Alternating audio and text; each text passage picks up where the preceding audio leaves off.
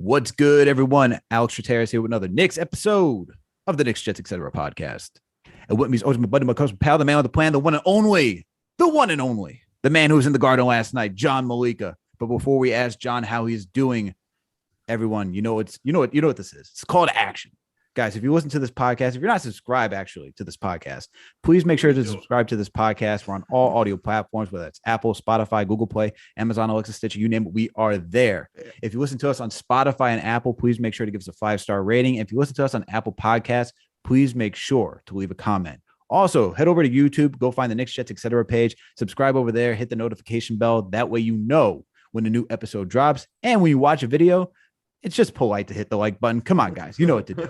And while you're there, make sure to check out the other podcast, Winning Picks Weekly. John and video producer Greg go down the NFL slate. They're going to be getting some NBA action in. No Winning Picks Weekly, to my knowledge, this week. But Greg was with us on the Jets Senior Bowl and the last Jets episode as well. So that was fun. Yeah. You can catch him on there. Next week, we'll do the full prop episode, the full Super Bowl episode. So definitely check that out. Absolutely. And Greg's pretty much our resident Jets draft expert because this man is knee deep in draft stuff.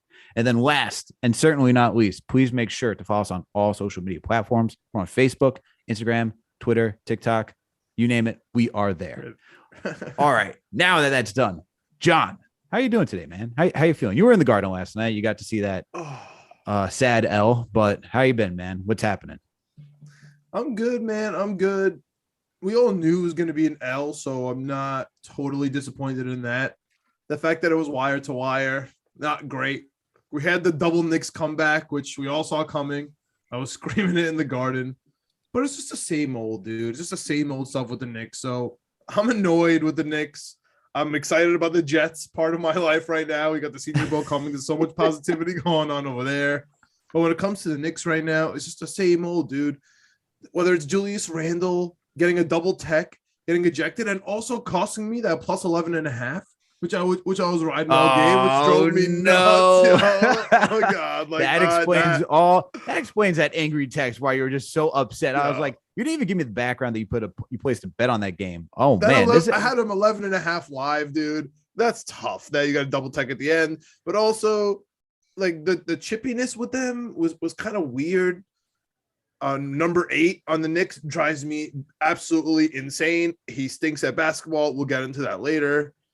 And honestly, like this whole Evan Fournier step back, like pump 3, he's nasty at those. Like he can't hit standing threes, but when he like pumps back and shoots, he's nasty. And I don't know what else. Mitch Robinson, he's now the Kemba Walker with his head shake. I mean, he was killing it there. I'm so happy that John Morant did not connect. That was fantastic. Cost some chippiness. But hey, man, I mean, today is happy Julius Randle can be traded day. It's February 3rd. Woo. We have the week. He's allowed to be traded. I mean, I love him. You know, I'm the resident Julius Randle apologist. I was about to say we're going on this road trip right now, and then by the time they come back, we're gonna have a new squad. So I'm excited that our guest is here, because he's usually the cool-headed, objective guy to take us through. But there's nothing to be cool-headed about right now with these Knicks, dude. We are falling fast. That's a fact. And if you didn't hear that voice, if you don't know who that voice is, then shame on you. Come on. It's the one and only Danny B. You know who he is. Danny B of the Morning Drive. He'll give you that 2-minute recap if you missed the game last night in such an eloquent and precise fashion. Also, host of the Knicks Corner podcast. Danny, how you doing, my man? What's going on? I'm doing great, man. I'm doing great. I got to say, I appreciate the warm intro. That was awesome. It's great to be here. I appreciate you guys having me. But the Knicks, man, I totally get the frustration, John. I get it. I definitely get it. But is it not great to see Fournier finally getting a little bit more comfortable and just finding his flow within the offense, on a more consistent basis? To me, that's a win. Hell yeah. Him and Mitch were a huge W yesterday, dude. Huge W from Mitch and Evan Fournier yesterday. As the resident Evan Fournier guy, he is starting to win me over, especially with this past month of shooting. So he has clearly shut me up, and I will gladly buy a crap ton of baguettes to support him. The last 50 games, dude. So he's breaking records, right? He's breaking Nick 3-point records. Yo, he's been on fire the last couple of games. I mean, even the one against Sacramento, sure, he didn't produce in the second half, but getting 18 points, 16 in the first quarter, 18 in the first half. That's stuff that we needed because no one was hitting shots against the Sacramento Kings. And then the second unit had to come in and subsidize that. And then yesterday, man drops 30 points and we just needed Nobody help, else man. Is there to help. Yeah, especially that second unit, man. The bench was it was down bad. No scoring whatsoever. It was rough, dude. We shot so poorly yesterday. So poorly. Yeah, for sure, man. So what's the stat? Evan Fournier joins J.R. Smith as the only Knicks player to record multiple games with at least 3-pointers in a season. And he made his 136th three yesterday, which he now has a record for most made threes by any Knick to the first 50 games of a season. Yeah, I was going to say it had to be. What do you got? Yes, his defense stinks, but we knew that. That's the thing. Here's the one thing, dude. We got what we paid for with Evan Fournier. There you go. So that's the thing. If he's doing this, totally different story. You can't be a sieve on defense and not give any offense. Now that he's doing that, you're winning me over. I'll eat my words. I'm happy to eat my words as long as you're producing. But and he's also been a little bit active on D. You know what I mean? He's picking up at least a steal every other game. I'll say on average. I'm just saying off the cuff, but I'm pretty sure I've been seeing at least one Fournier steal every other game. You know, for a little bit now. So it's effort. I'll take it. He is putting effort for sure, dude. And you even when he's missing threes, they're not Cam Reddish step back threes from the corner, right? He's also doing the bounce back step back threes, and you can tell that there's some energy to it. You know what I mean? That's the difference. He's feeling himself, man, and you see when he's out there, he's feeling himself. I mean, you even see that he's getting plays for him when they're setting the screen for him on the wing, and he's curling in. He's either taking the mid range, he's either going full in, driving in, or he's taking that open three from the arc. And then obviously, as John says, if he's open on the corner, open on the wing, he's doing that side step, knockdown three, because apparently a standing three is just non-existent for Evan Fournier. So he hit one in the third quarter, and then my friend when I was there was like, "Look, he hit it!" Everyone around me who was like, I made friends with, like, "Oh, he finally hit it." They were like joking around me. But yeah, dude, he like needs it to be a little bit difficult, almost like J.R. Smith. You know, in a weird little funky way. He kind of is like JR, right? All right. All right. JR has a special place in my wheel. You just went 0 to 100. Listen. JR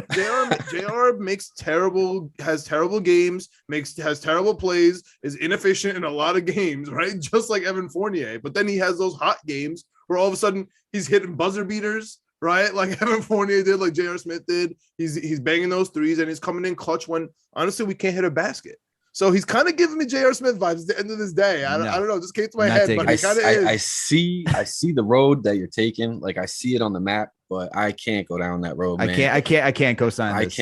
I see it. I get it. But I'm looking like overall career, like they're just two different players. No. Yeah, of course. But overall lately, of course. I'm just saying on the Knicks. That first stretch with the Knicks. Yes. First of all, put some respect on J.R. Smith's name, all right? 2-time NBA champion, all right? 6th man of the year with the New York Knicks. And 2-time LeBron champion and golfer. All right. HBCU shout out. Facts, man. Facts. Yeah, and he's getting 4.0s. What? Yeah.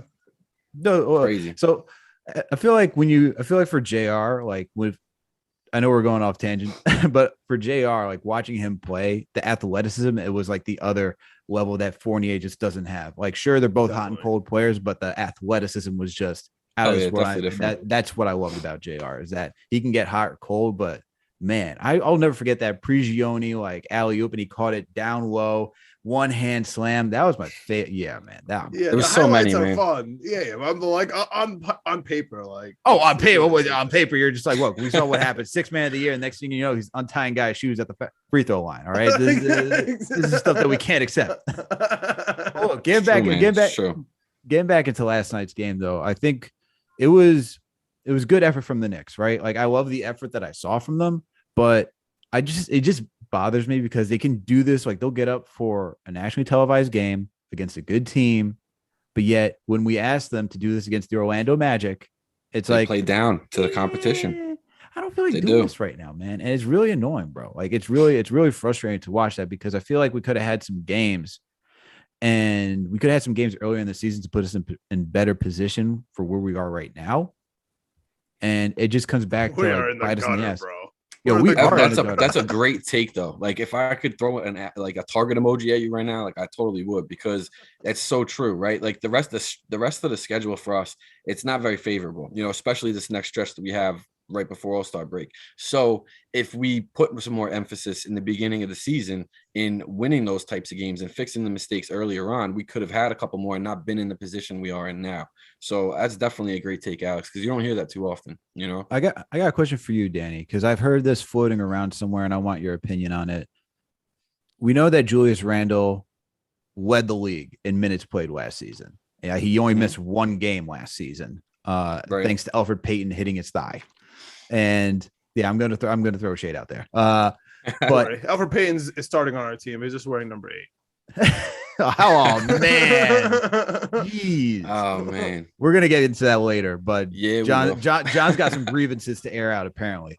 But Julius Randle played a lot of minutes last season. Do you think that it's fair to have the take that, all right, he played a lot of minutes last season, coming into this season, Tibbs is gonna play him a lot of minutes again because he is still the focal point of this team. Like we will only go as far as Julius Randle goes. Do you think it's fair to say that he's taking off some games to save for the later of the season? Do you think that could be something for Julius Randle? I don't even think so, because I feel like just the competitive nature is, you're going to go out and you're going to try to play to the best of your ability. I don't know why sometimes he's reaching and not moving his legs. That's a problem. Obviously the hustle.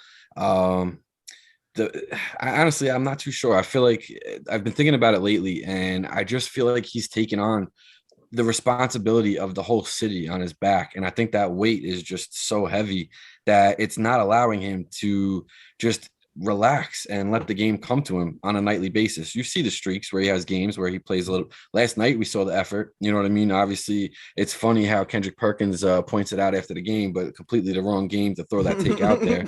Exactly. But because the last 2 games he showed us more effort and started playing a lot more like the way that he did last year, and that's what we need.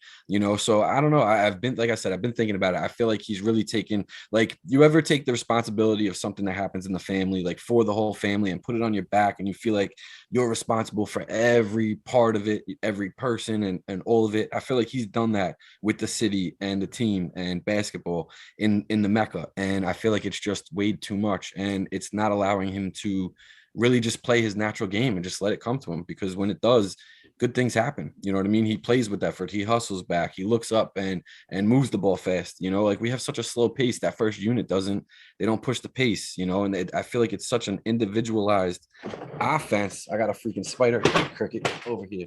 That guy's gone. All right. I gotta get him later, man. I gotta keep eyes on this thing. But yeah, I just feel like it's such a big piece that's really stopped the flow of that first unit. You know what I mean? Having Randle be like that, because I feel like when he's not on, everybody looks to themselves more, and I think that's what Fournier was doing earlier on. Like, where am I fitting in? And now he's finding where he fits in the flow of the game, and when we get to points where we're not producing, Randle takes it upon himself, and then it's a Randle shot, and then the next time down it's an RJ drive, and maybe it goes, maybe it doesn't. Then the next time down it's a Fournier shot. The next time down it's a Kemba shot. Like, sometimes it's so individualized and we don't move the ball around enough at all, and it's so highlighted right now because the second unit does it so well, right? Like, if they didn't, I feel like it wouldn't be as highlighted, but that ball movement is huge. The pace is huge because we do so well as a team when it happens. And we're not seeing it in that first unit. And Randle, like you said, Alex, to kind of wrap this up and circle back, is a focal point of this offense. And when it stops, it starts with him also.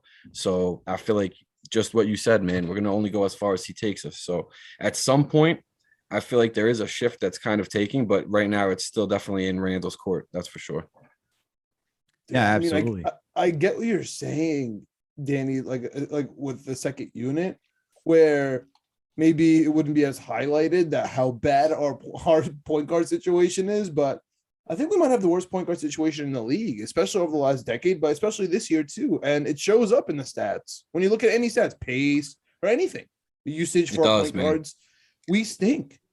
That's why, see, this is why I'm a Randle apologist, or I come off as one at least, because he's tasked with those situations, those 2-3 minute stretches where we can't get a basket. right? Where everyone just stands around the 3-point arc and we don't have a point guard and we just give it to Randle. Whether sometimes it's with 7 seconds on the shot clock, sometimes it's with 11 seconds on the shot clock. And regardless, he's just going to take it. And he's not good with pressure right now at all. He's not good with pressure. I agree with that. But let me tell you the number one thing that's wrong with Randle.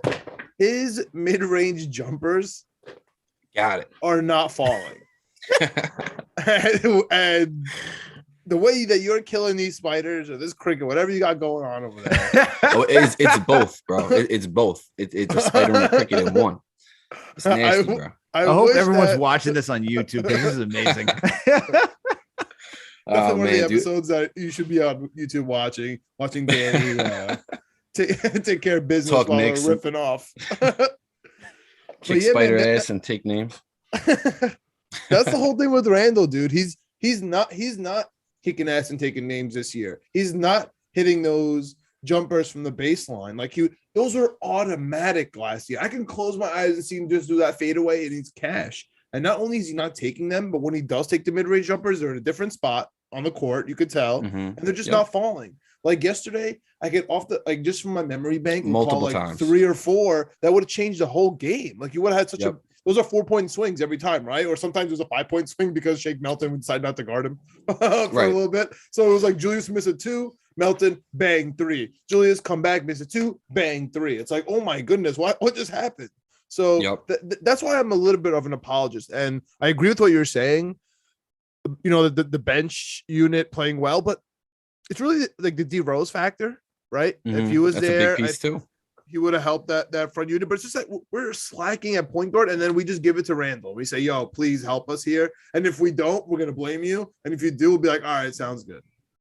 This whole season, man, this whole season is just a conundrum because if you asked for everything to go wrong, it is literally everything that could go wrong. As much, no, you're right. Like for when except it comes to like, except for health, we're healthy. Except for D-Rose, man. Noel, Derrick Rose. Come on, man. Noel and Derrick Rose alone weighs he's supposed to so be hurt, much. Guys. Like that's like complaining that Kevin Durant is hurt. He's supposed to be hurt. Like we know that he's hurt. Right. But what is one aspect of this team that gets talked about nonstop that you just mentioned is a hole that's existed for, man, how many years now on our team? Right. So Rose Forever. Not being healthy and excellent at that position is a big piece that we're missing because he pushes the pace. And that's one huge part that's missing from that first unit right now. So I think he would definitely help. I don't think we'd be as down in the dumps as we are right now, you know? For sure. And like I said, like everything that could possibly go wrong.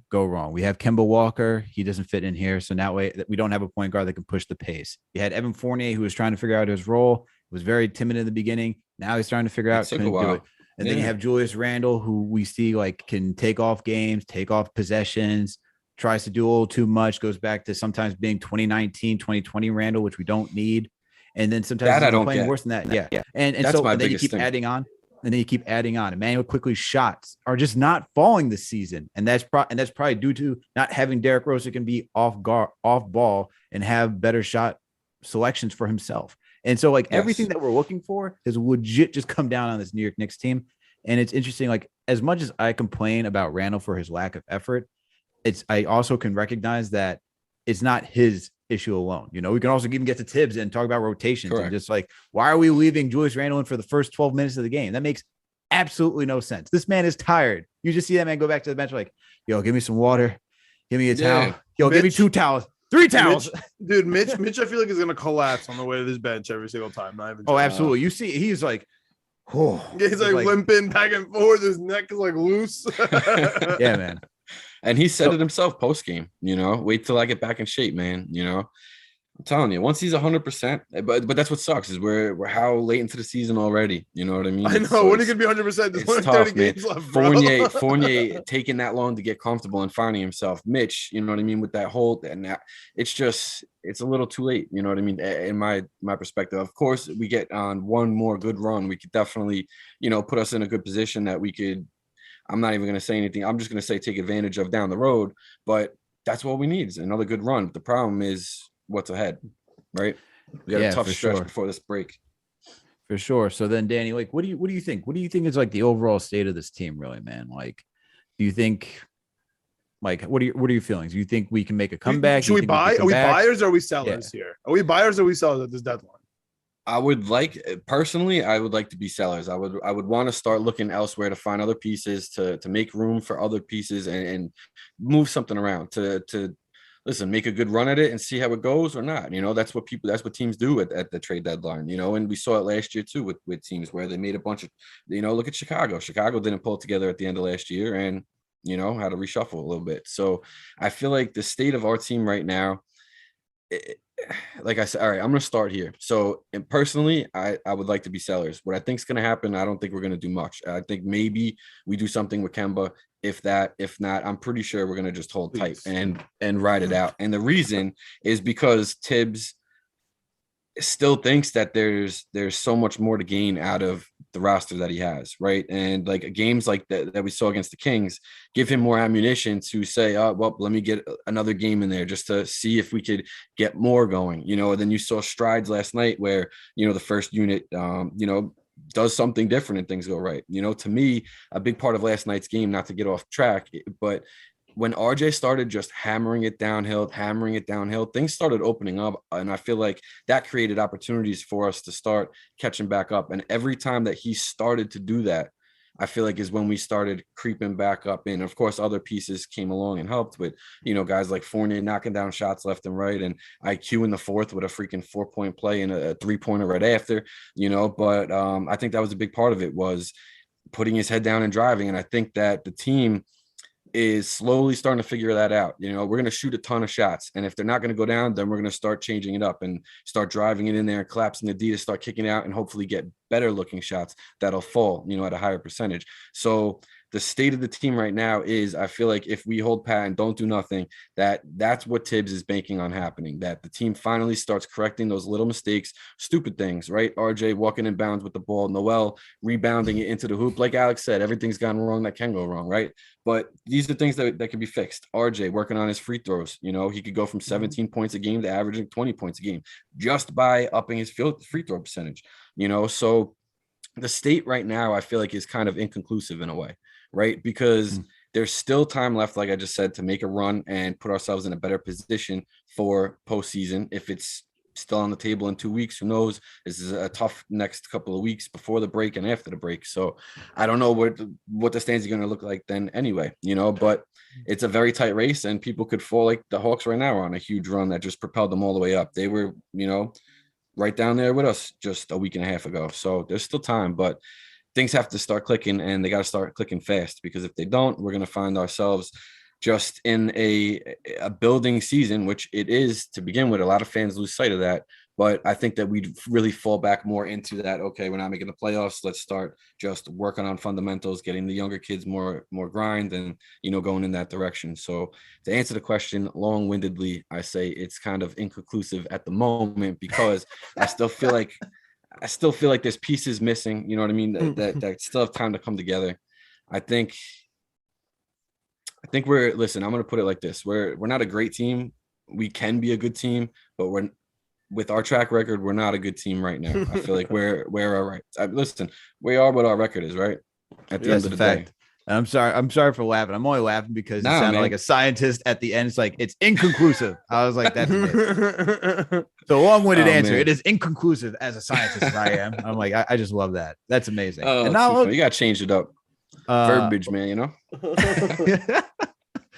Look, I don't disagree with you, Danny. I think when we look at this team and it can go like honestly in either direction, we're just not even too far out of being we're a game out of being in the plan behind the Hawks. If we win, we can get over them, be the 10th seed right now, have a chance to win 2 games and make the playoffs.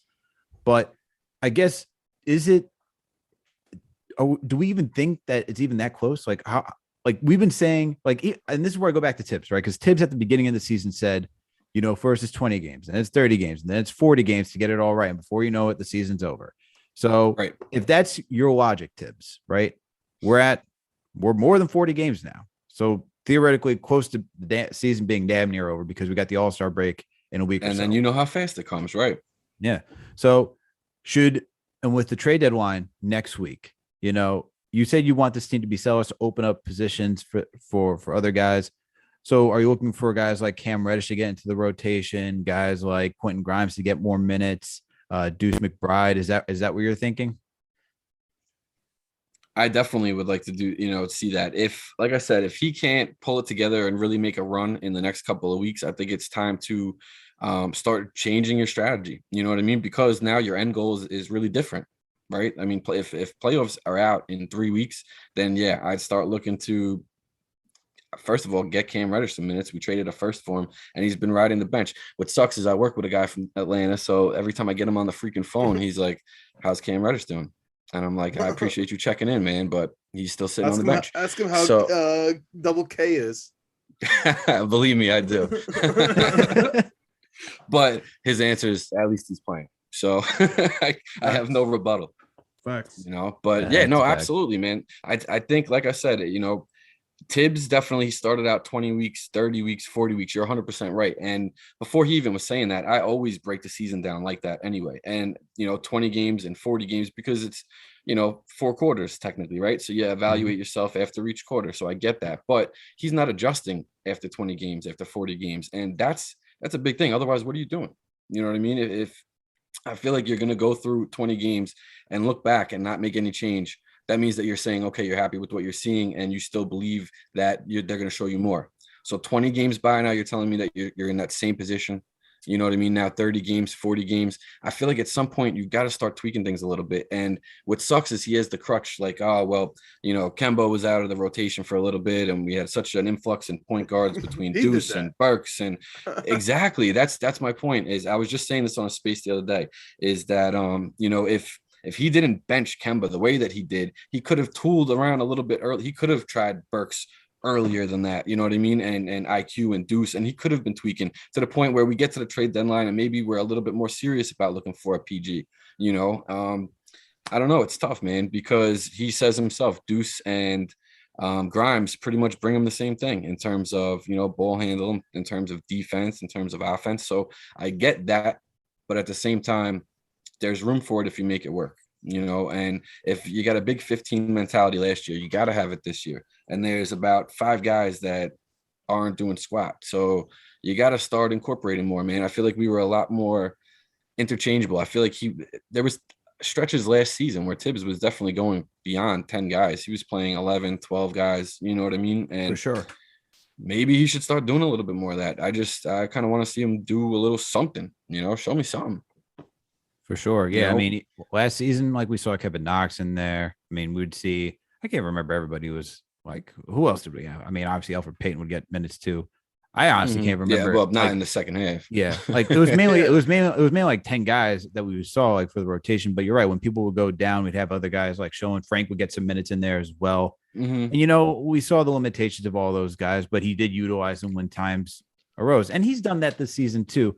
I think the thing for me is that, to your point, Danny, and just to add on, is that we've seen this same song and dance week after week after week. Oh yeah, after week, and it's like this song and dance is getting old pretty quick. We are. Oh yeah, dude, it's the wheels on the bus, right? I mean, it's the same old thing, same starting 5. Do something different. You know what I mean? Why not just start changing it up a little bit, tweak little things, and see what changes? But I think. Oh man, I was gonna make a point on what you had just said before and I lost it. So I don't want to hold nothing up. It's all good, but we'll go to John because I know John has some grievances to air with someone wearing the number 8 on this team. And yeah. He would like. Glad I brought this. I think that's one change that this man would love to see. Is that right, John? Well, like Danny talked about it. He kind of like slipped it through, right? That Kemba was benched this year. And he was healthy, and he was just kicked completely out of the rotation. We had some injuries that we still tried to band-aid without him, and then we realized that he's forced to start, and now he's getting 30 minutes a game. Like, what do we are so upset at Elfrid Payton. Go look at the numbers. He is playing almost 10 minutes more than Elfrid Payton was, and they have the same exact numbers, except that he's getting 2 more points. And at the same time, his defense is a huge regression. If you watch yesterday's game, every single play that Kemba Walker's in, all of a sudden the ball gets shifted to his man.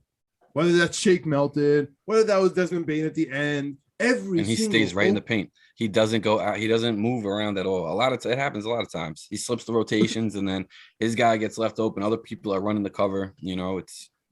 And, I don't like. I know he's Kemba Walker. I know that he could have those triple-double games or those 30-point games that, unfortunately, I was in Africa. So Alex likes to go off and off about how I need to go back to Africa because Kemba Walker was a beast. Yeah, you do need to go back to Africa because he was doing great stuff. What are we doing, man? I mean, if it's a correlation, I'm with it, man. You gotta go back to Africa. But like he's Alfred Payton out there. I don't know. He's Alfred Payton and he's playing the second half. I don't know what everyone's obsession is. I know he's from the Bronx. I know he's really good on UConn. I love him too, but he can't be the starting point guard. Honest to God, I'd rather have Trey McBride in the starting lineup and just take Kemba completely out. Deuce McBride, not Trey McBride. Oh, sorry. Deuce McBride. Where I know we just did Jets last week, bro. Earlier this week, but it's Deuce McBride. You got 2 and 3 in my mind right now. Yeah, at least Trey you got McBride. the same language, right? Trey McBride. I'll see you on the Jets in the second round next year. But anyway. Deuce McBride. I'd love to see Deuce, who's killing out in Westchester, and doesn't have to do much. He just has to be better than Kemba or Alfred Payton. It's not much. You know what I mean? Like, just show up, play defense, and we know that he can do that. We saw him do that in the NBA as well. And if he just, play some pick and roll, doesn't really have a pick and roll center. I'd love for you guys to jump into that a little bit.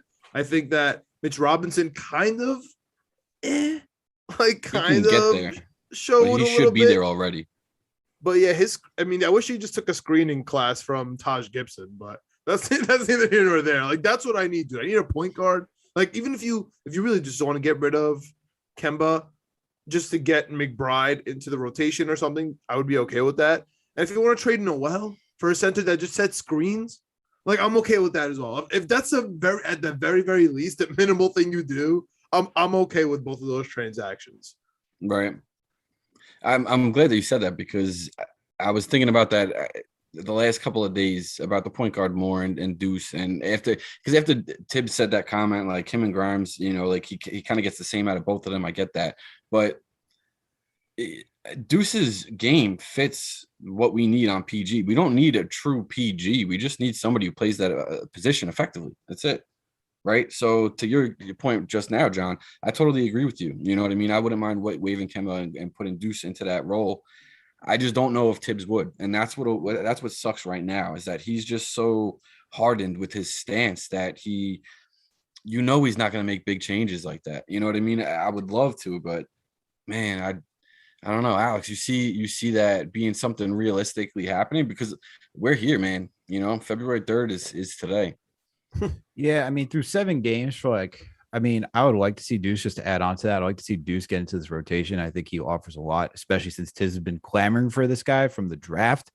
Right. I think if that's the case, and we already saw what he did against the Houston Rockets, granted, he didn't do too well against the Toronto Raptors. I feel like that was such a short leash that you could put him back out there and he could still learn. And you can have him running with the second unit. Honestly, just at this point, if we're not getting much from Kemba, just promote IQ to the starting rotation.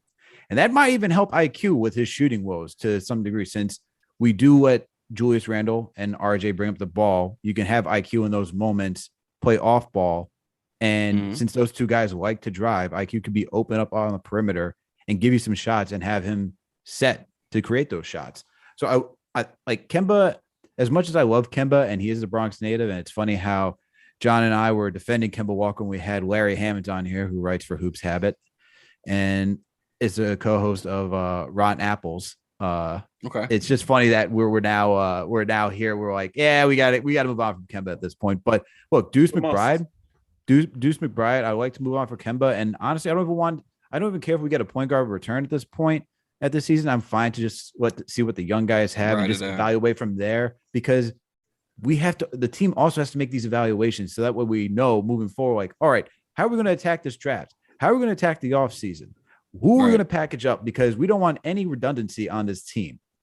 All right. And when you look at Deuce McBride over the last 7 games, he's averaging 28.9 points, 9.6 assists, 6.4 rebounds, 4.3 made three-pointers, 2.1 steals while shooting 47.6% from three and 85% from the free throw line in the G League. This is the G League. I understand that this would not translate to the NBA.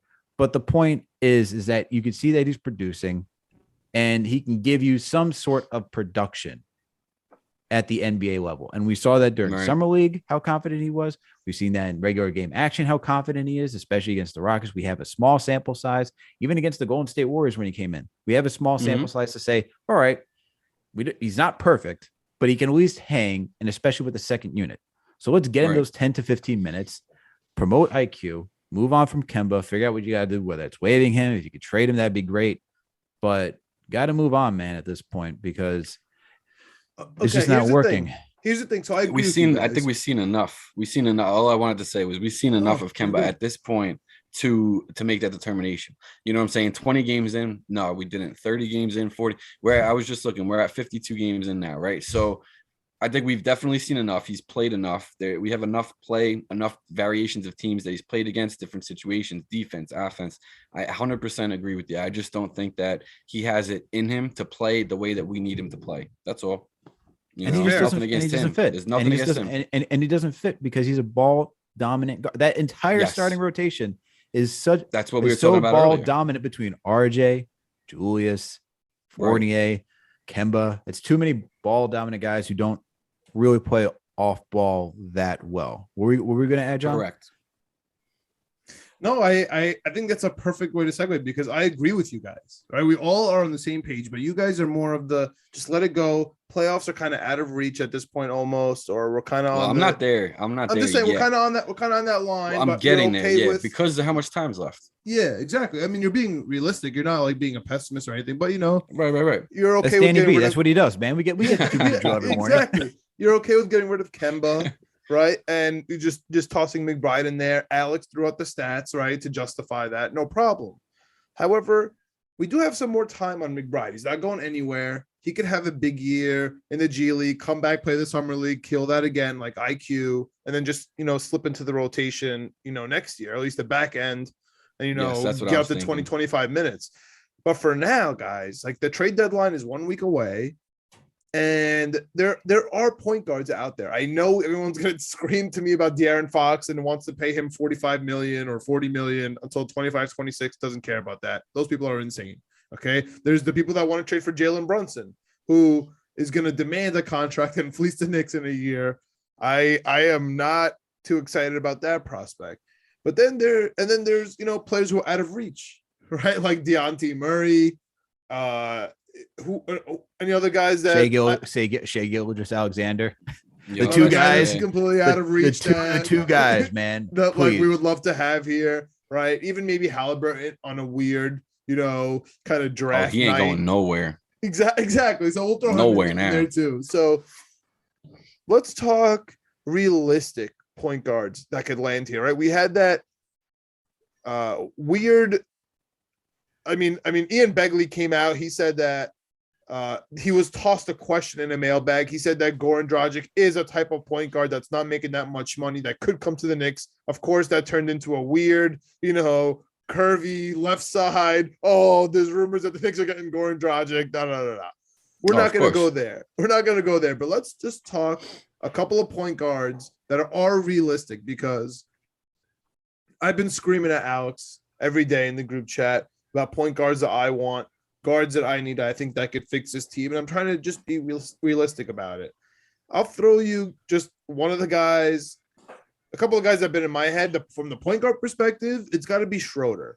I think that's Schroeder making that 1 year, $6 million. He's not going to get re-signed by the Boston Celtics. He might be able to come on the cheap. That might be fun. If we could also somehow blockbuster it for Jaylen Brown, I wouldn't mind Jaylen Brown fitting on this team, but they're not trading. So maybe it's already been reported that Brown and Tatum are sticking together. Okay, so let's say Marcus Smart then. Let's say Marcus Smart, he wouldn't be too bad on this team as well. I don't think he'd be the answer at point guard, of course, but he probably thinks he would be. He would bring that grit, right? Yeah. Like ever since we have Morris Marcus Smart, left, we have Schroeder. We haven't had that. Yeah, I like that. Go ahead. No, go ahead. Tell me. No, I was if you have any other guys man, that you want to throw out there, that are realistic point guard acquisitions like a Goran Dragic, like those, these two players I just mentioned. And don't give me, Shai Gilgeous-Alexander, because of course I want him, but right. No, I got you, man. You're talking realistic. Right. Honestly, I'm not. I for the same reasons that you were just saying, right? Like guys like Brunson, like I don't want to do it for the same reason that you wouldn't want to, because in a year he's going to want a contract, he's going to fleece us, and then who knows if it works. If it doesn't, he goes off and he just got paid. So I kind of feel like at the end of the day, we're going to end up finding somebody who's going to work for us through our own, right? Like a guy like Deuce, maybe he does end up fitting and working for us down the line, but I feel like that's the way it's going to go.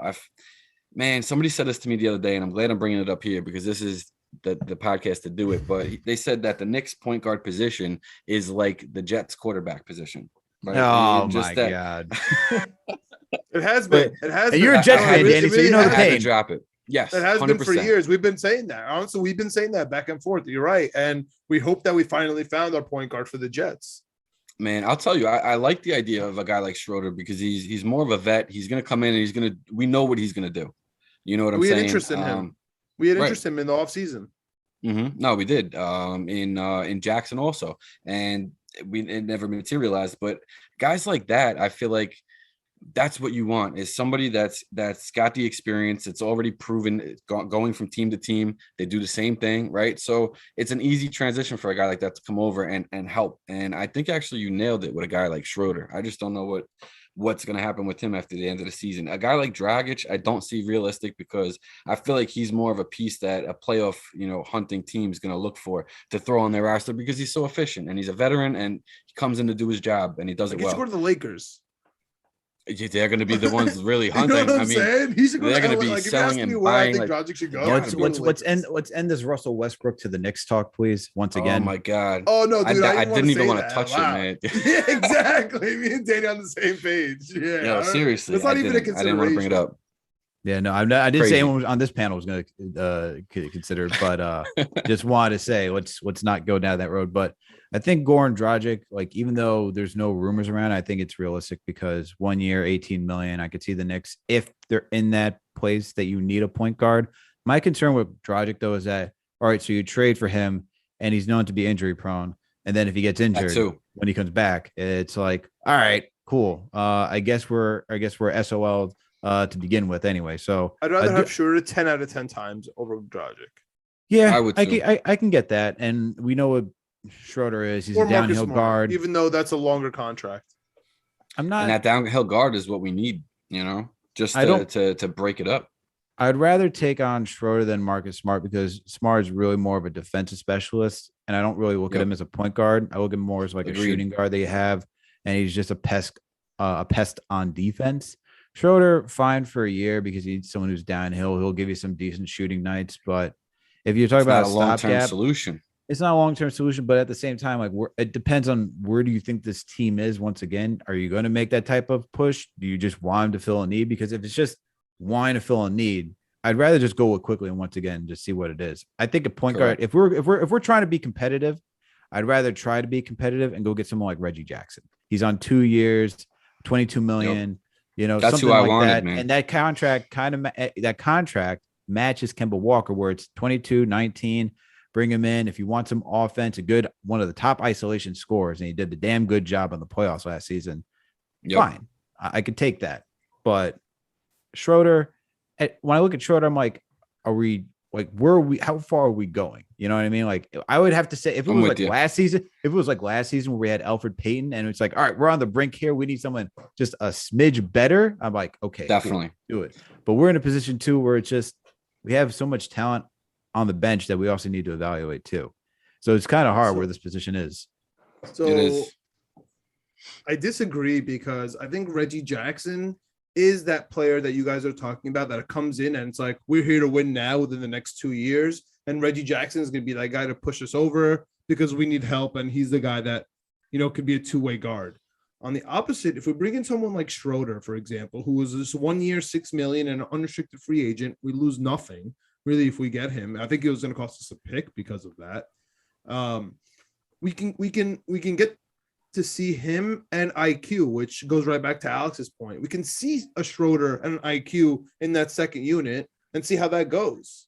You know what I mean? What if that is a bench, 1 and 2, and IQ and him flow together because they're both kind of off ball, even though Schroeder likes the ball more. IQ could handle it, but he likes to just chill there and get the ball off screen, and maybe that could work. You know what I mean? There's actually some sort of future prospect with Schroeder. With Reggie Jackson, dude, we know exactly hold on. So are you promoting Derrick Rose to the first unit? Is that what you're doing then? Well, yeah, at this point, he's all we got. All right, no, I'm just asking because right now, Derrick Rose showed up yesterday. He was looking comfortable, like he was looking like he was chilling with his red, bandana. He's chilling, right? If he comes back right now, how many minutes is he gonna play, Alex? 12, 15, 22 on the best night ever. You know what I'm trying to say? Like, how much can we possibly expect from this man? But so that's why I'm asking you, because you said Schroeder coming in off the bench. So who's starting at point guard then? Yeah, look, if Schroeder was here right now, it would be nice to have him and Derrick Rose kind of alternate, like 20 minutes from each. I really don't want to hurt Derrick Rose coming off an injury too early on a Knicks team that's going nowhere. That would really suck. And I don't know if everyone's thinking like that, but I know I am. And I'm just not ready to give up on this season. Even if we get a play-in game, I that doesn't bother me as much as it bothers everyone else. Like, the play-in game doesn't really drive me. There's nobody in the East we're gonna play in the play-in game that's gonna be like, oh my goodness, it's done. Even if we're the end seed, like the 9-10 seed, and we have to win 2 games out of 3. I don't think that's that crazy. I really don't think so. So if we're fully healthy, and we're like that, and we make a couple, I think well, if the team that we'd have to face is the Hornets as a 10th, I'm not too sure about us being the Hornets, in all honesty, because the Hornets are a good team. I mean, just depends. But they just trashed us. We didn't even have the usual Knicks comeback in that game. I know, bro. They didn't even have LaMelo Ball. Right. Well, listen. Game plans change. Game plans change when you don't know what's coming, because if somebody like LaMelo Ball's out, all of a sudden Bridges has 45 points on us. Like, we just didn't see that one coming. Yeah. In the first quarter. I mean, I know. But here's my thing for you, John. What if, let's throw it this way. So if you're cool with the play-in, I'm cool with the play-in too. But how about a play-in with the youth? Say if you sell some of these vets, the youth just somehow magically gets you there because they all fit. I mean, look, I love Grimes, but that's the youth. Like, if McBride comes in there and he's okay, that's great. I'm just not ready to be like, oh, let's here's have a point guard now for the next 35 games because we stink anyway. So I would rather go with like one of these random guys, or go crazy and get Dinwiddie and Beal, which I know you think will never happen, but like something like that, I'm okay with that too. Even if we're okay to give up this season, we still are thinking for next year, and not in a way, an unusual Knicks way of like sell everything, free agency. Okay, let's get draft picks. Like, I don't want that, dude. Like, this is not where we are. Okay, so let's go back to Ian Begley once again, because he gave us the whole Goran Dragic thing. He came out today with the Alec Burks because he took a mailbag question as well, and the thought process behind there is that they're not ready to move Alec Burks unless they can move other veterans with him to open up some rotation spots, or that's what Ian Begley responded. But that also tells me too that this is shopping saying, look, we value Burks very highly on this team. If you want to pay a lot for Burks, we'll gladly listen to you as well. But if you want to get Burks at base minimum, you have to take another vet as well to open up some rotation spots and try to get something more out of the trade deal. And I can respect that.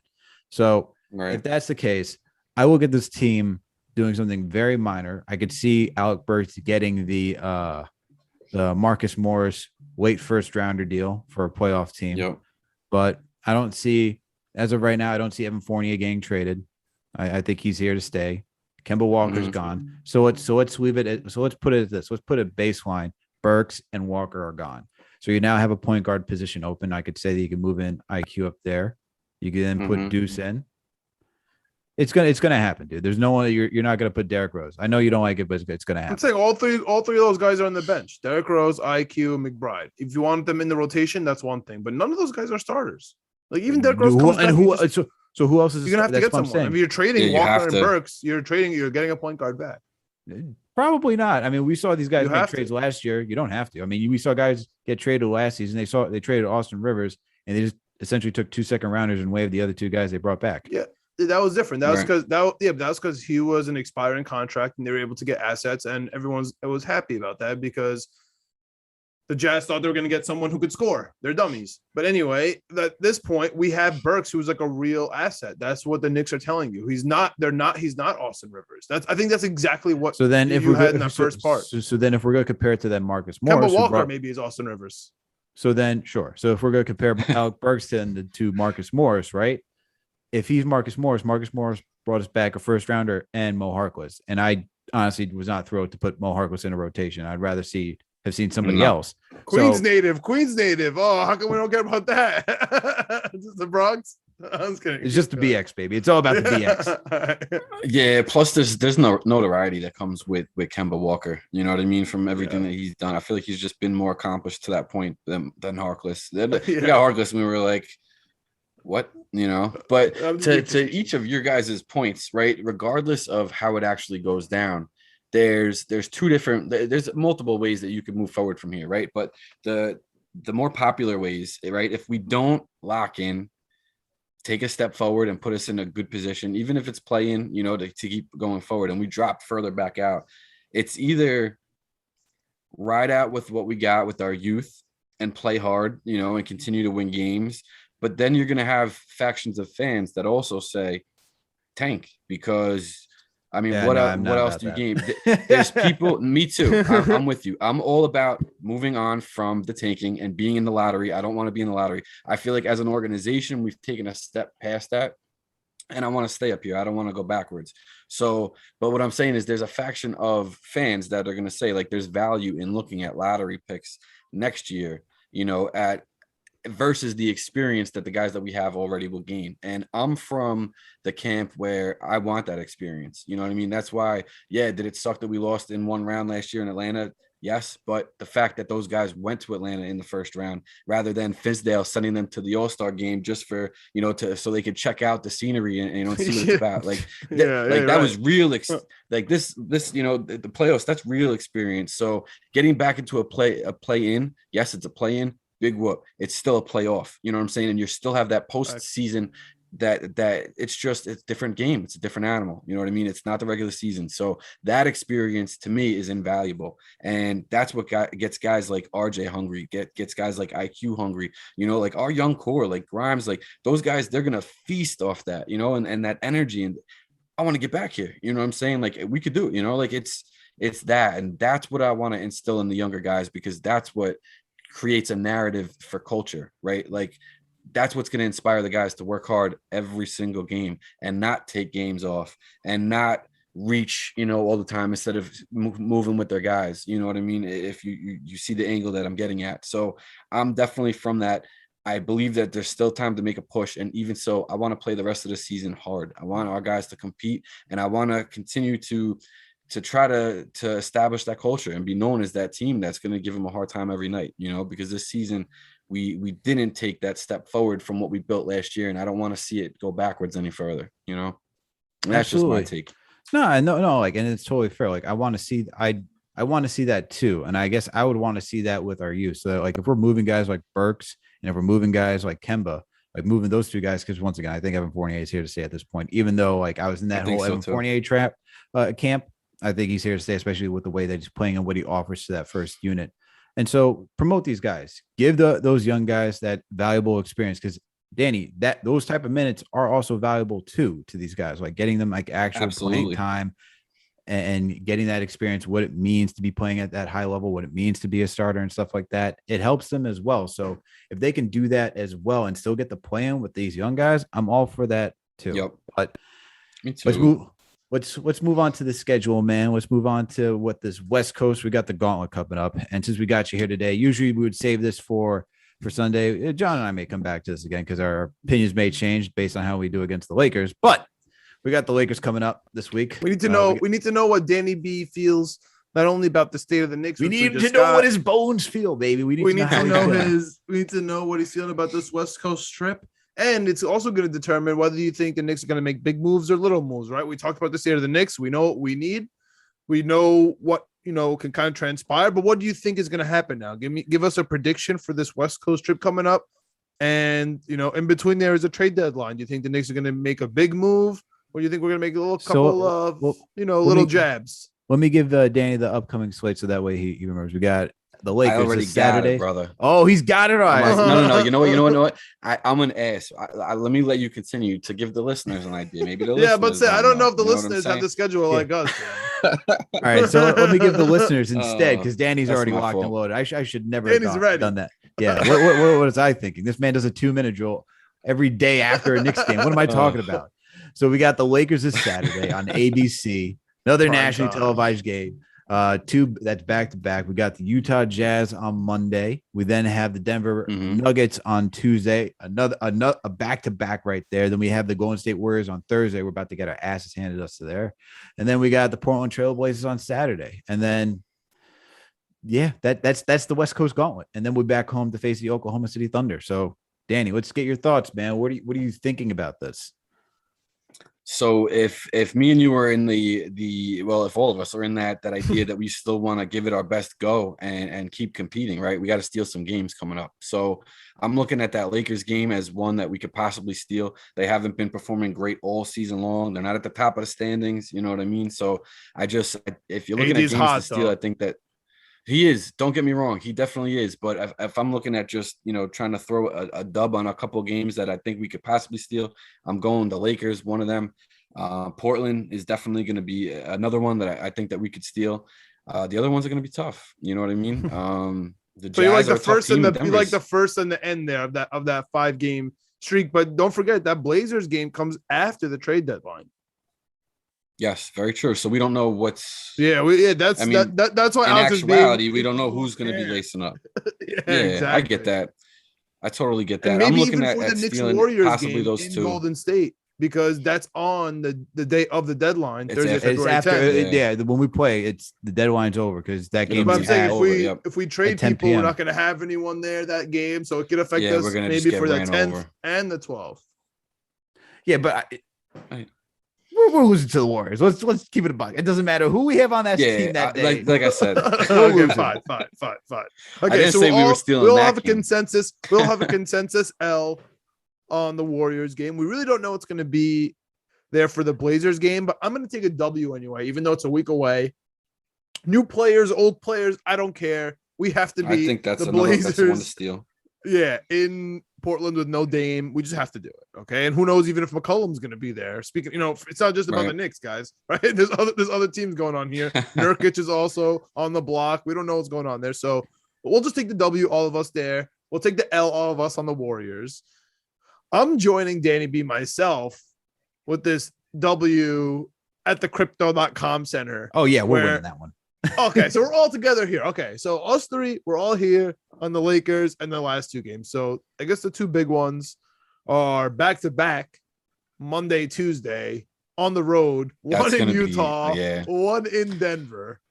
What do you guys think? I'm not looking forward to. I think, honestly, listen, blind guessing, I don't want to say an L right off the bat because I feel like there's a lot of times like, what was that game? I'm trying to think, against the Bucks, where you're going into the game, and you're like, this is probably going to be an L, but you get into the game and the flow of the game, and that was a winnable game in my eyes. You know what I mean? So you kind of never know, but just to throw it out there, like I said, man, the Jazz and the Denver Nuggets, man, that's two tough teams. I got to say 2 L's there.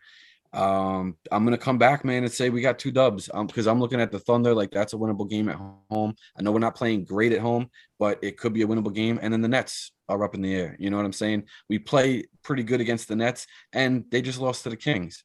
So they're not very consistent either. So like I said, I'm in the school of thought that I'm looking at games that we could possibly grab a dub because I'm trying to see how we can finagle our way into a spot, possibly a playoff spot, not just a play-in. I don't see that, but now that I'm thinking it's play-in. But either way, it's play-in. We're locked in for the play-in. Yeah, definitely. I know. As soon as it hit me, I'm like, oh, that's 6 seed. Yeah, no. Yeah, exactly. It's gonna be a fun game of the Garden. Yeah, we're definitely locking in the play-in. But still, you want to get. Yes, and you want to get. It's going to be a game 7 in the play. No matter what, it's going to be a game 7 game of the Garden. I mean, that's going to be fun. I mean, I think that might be an advantage. There's no way. But we'll talk about that later. I'll talk about that later. Yeah, I'm with you. But so those are the games. The West Coast trip, like we said, man. The Lakers, and what was the other one that we were looking to steal? I mean, you got double L's. The So Portland, the Jazz and the Nuggets. the Lakers. Yeah, I honestly, yeah, because I got to be realistic. Like I said, I don't want to come right out and say 2 L's because I hate saying that before the game starts. But if we're just throwing them at it, yeah, definitely. I'm going to say win, loss, win. And then, like I said, we come back home. Hopefully, we could get the Thunder, and we got the Nets right before the All-Star break. So 4 out of 7, and it's probably not realistic, but it's what I'm going with because I'm trying to stay hopeful. And like I said, man, we still have a 2-3 week window where we can make moves. So I'm just trying to see where we could possibly do that. For sure. And I'm taking 2 L's against Utah and Denver as well. That it's so tough to beat Denver. Well, it all depends, right? Because Jokic was out last night. If he's back, I'm going to take that out. I'm going to take the L. But if he's not there, we got a chance. Could be and a game. Donovan Mitchell just came back. So I'm not feeling too confident about Utah either. So what's interesting? What's interesting about both of these teams, right? So the Nuggets just played the Jazz. Right. And they had none of their stars play yesterday. Okay. And Yes. then the Nets play the Jazz on Friday, which is when you guys are listening to this. And then they have the weekend off. And then the Knicks play the Jazz on Monday. On the other side, we just said, right, the Nuggets played the Jazz yesterday, the same day as Knicks Memphis. And then they have a game tomorrow. They have a game on Friday today. And then they play the Nets on Sunday and then the Knicks on Tuesday. It's like everyone has the same schedule there. I think it's really interesting that the Jazz have a weekend off before they play the Knicks. We have no shot there. However, the Nuggets seem to be playing a lot of games in between. Yeah, true. So I'm going to take this, especially because I'm sure the Knicks are going to party in LA after they beat the Lakers. That has to be a party night. And then you go to Utah after. I kind of think that we could steal the Nuggets, especially because the spread's going to be really high too, especially because we're going to get smacked by the Jazz pretty likely if they have the weekend off. And we just, went to LA for the Saturday game. And then we have to fly to Utah for the Monday. And we're thinking about the Tuesday Nuggets game as well. Of course. That just feels like a huge L. So if we can get a win, that'd be good for me. 3-2 with no streaks. I'd be really okay with that. In a 5-game road trip with a trade deadline, that would be fantastic for me. So that's my optimistic take. 3-2. Gotta be, man. Yeah. Okay, so let's recap this. So we got Danny with beating the Lakers.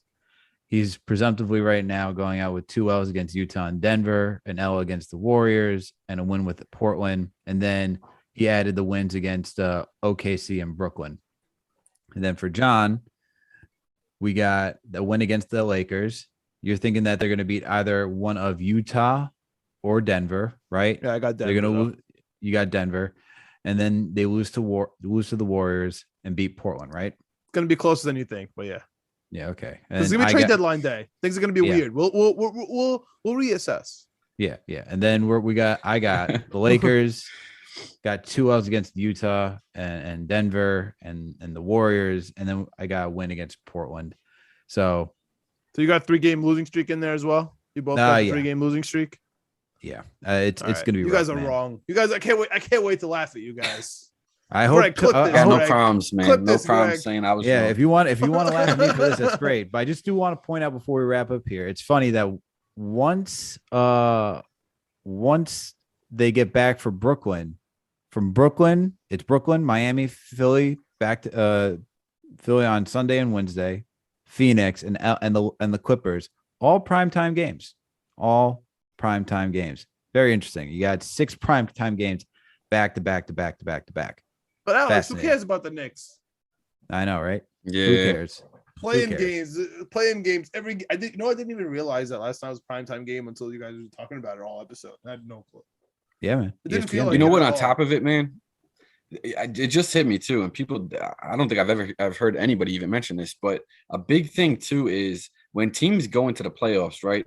That's all extra revenue, right? Yep. So if we make a play-in, that's just more that the team has to work with. You know what I'm saying? Like for I don't know it's if you really guys playoffs though. Yeah, it's not considered the plane's not no, considered it's playoffs, not. But what I'm saying is in the ideology that it's postseason it's Mhm. still not accounted for to begin with. You know what I'm saying? So it's Yeah. still extra. So in that type of regard, it's not something that Playoff people put much atmosphere. weight to, but Yeah. it's something. You know what I'm saying? It just Honestly, right. dude, no So one I'll is take taking that, into man. account. No one is taking into account that it's going to be a game 7 in the Garden. And obviously, the first thing that jumps up to me is we can't hit a free throw. We haven't hit a free throw in 2 months and a half. So that's a big issue for me, especially in a game 7. But a game 7 at home, dude, the Garden is tense, man. And if you're not Trae Young walking in there, you know what I mean? And Man. ready to explode in a 1-game playoff, Yep. it could be tough. Spot on. You know what I mean? It could be low scoring, like 95-87 game because everyone just is nervous on both sides. So we'll see. Yeah, for sure. Very true. And I think this is a good place to wrap it up, guys. Danny, thank you for coming on, my man. We really appreciate it. Please let our listeners Thank you guys know. for having me. Of course, man. Of course. We'll do this again. Please let our listeners know where they can find you. And where your car's parked. Yeah, absolutely, man. And where your car is parked. That was funny, man. Nobody's ever said that to me before. That was funny. But yeah, man. Let's see. I'm on Twitter, Instagram, Dan_NY_B, Spotify, Apple, YouTube, The Knicks Corner. And I'm glad that you said that because I'm actually bringing that podcast back with my main man, Coach Fa. We're going to be coming back the week after the Super Bowl, Sunday nights, 9 p.m.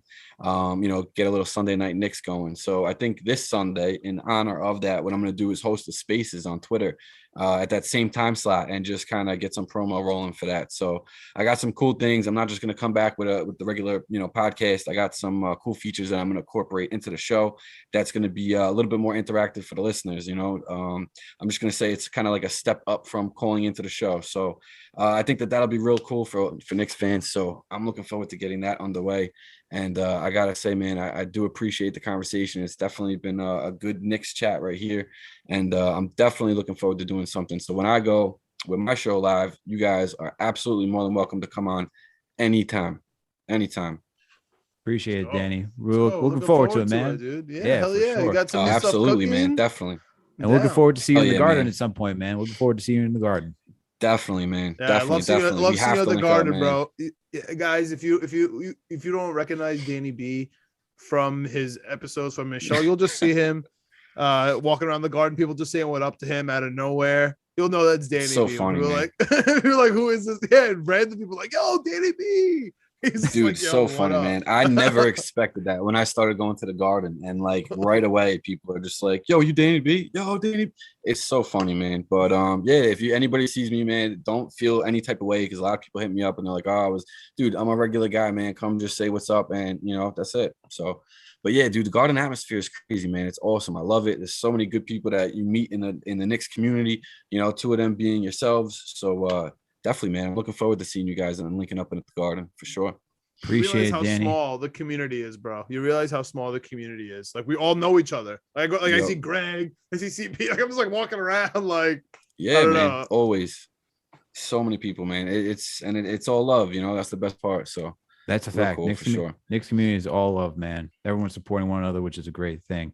But Danny, thank you for coming on, man. We really appreciate the kind words. Keep up the great work yourself, man. Looking forward to seeing the Knicks Corner podcast back up in action, and always looking forward to your 2-minute drill, man. I call it the 2-minute drill because legit 2 minutes. This man goes down like everything you need to know on that morning drive. We're still looking to figure out what the license plate number is. Looking for where Danny parks. All right, we don't know where he goes to Starbucks. We're still trying to figure that out. We noticed. Listen, man. We've been there. We were there from when the Knicks masks were hanging on the top to now. You got a little hook up. Bro. You got the Knicks head. Got the seat covers. Yeah, a little more well produced. We see you. Out here. Yeah, a little bit. I'm working on like a bat signal, to shine on the ceiling of my truck, like with my face. Just, I like that. I'm totally kidding right now. I like that. I was about to say though, that would be dope. That'd be fire, man. Go with that'd your be fire. Lincoln Lawyer, your little Lincoln Lawyer logo you got going on. I see you. There you go, man. I know, bro. I gotta change it up. But the funny part is, it looks just like me. That's the funniest part. Dude, it's a perfect. Whoever your graphic designer was perfect. It looks exactly. That's my little cuz, man. Shout out to Danny B's little cousin. Up, man. Shout out to the cousin. Yeah, man. Well, thank you, everyone. My little cousin did our logo, also graphic designer. So shout out to the little cousins holding it down. Little cousin. If you got a little cousin, if you're listening to this right now, reach out and see how you could link up with them. You know what I'm saying? Share that love through the family, man. And listen, it was cool. That was my little cousin, my baby cousin. I watched him grow up. So being able to link up with him and on a professional type of, connection, it was cool, man. It was cool to see him get into like that work grind mode, and so that's what's up. Reach out to your cousin, say what up today. There you have it, guys. There you have it, folks. Words of wisdom. If you didn't learn anything else today. Oh, man. And if you made it through all of this after wanting to say what up to your cousins, thank you everyone for tuning in for another Knicks episode of the Knicks Jets Etc. podcast. If you know what to do, guys, make sure to subscribe to the podcast on any audio platform. We're on Apple, Spotify, Google Play, Amazon, Alexa, Stitcher, you name it, we are there. On top of that, if you listen to us on Spotify or Apple Podcasts, please make sure to give us a 5-star rating. If you listen to us on Apple Podcasts, please make sure to leave us a comment. We're also on YouTube now, so make sure to subscribe to the channel. Make sure to hit that notification bell. That way you know when a new episode drops. And when you watch a video, make sure to hit that like button. While you're also at the homepage on the YouTube channel, you'll see that there's another podcast called Winning Picks Weekly. John and video producer Greg go down the NFL slate, and NBA time is coming up. So get ready. These guys are going to give you their Super Bowl takes with their prop bets, and they're going to give you some NBA action in the upcoming weeks. After that, you know what it is, guys. Please make sure to follow us on all social media platforms. We're on Facebook, Twitter, Instagram, TikTok. You know it. All right, everyone. We'll catch you next week for another Knicks episode. We out. Let's go Knicks, baby.